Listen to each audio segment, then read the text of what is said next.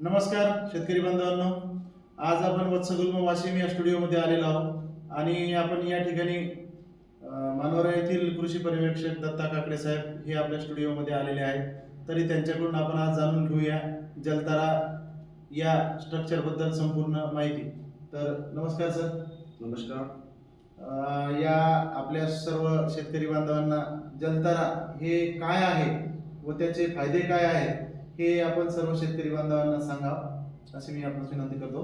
अतिशय सुंदर हा प्रश्न आणि हा योग जुळून आला.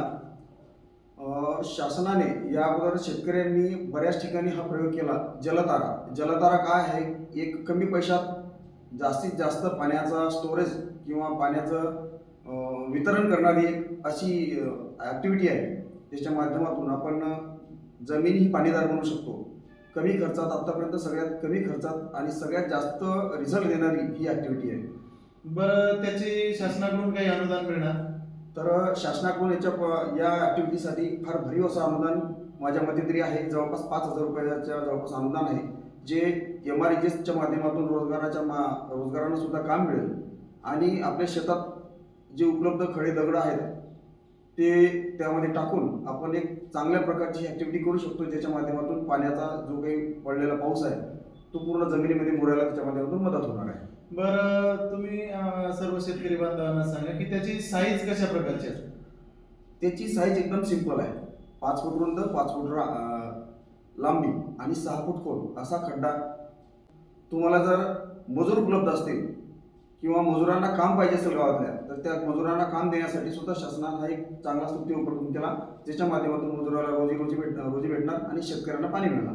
यातून या जलताराच्या माध्यमातून आपण शेतकरी बांधवांना काय संदेश द्या?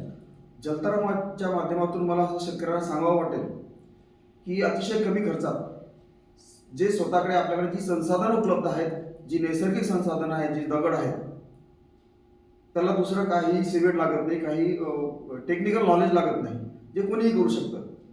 आजूबाजूचे दगड गोळा करायचे आणि 5x5चा खड्डा करायचा JCBच्या माध्यमातून किंवा शेतकऱ्याच्या मजुराच्या माध्यमातून, आणि त्यामध्ये दगड भरायचे.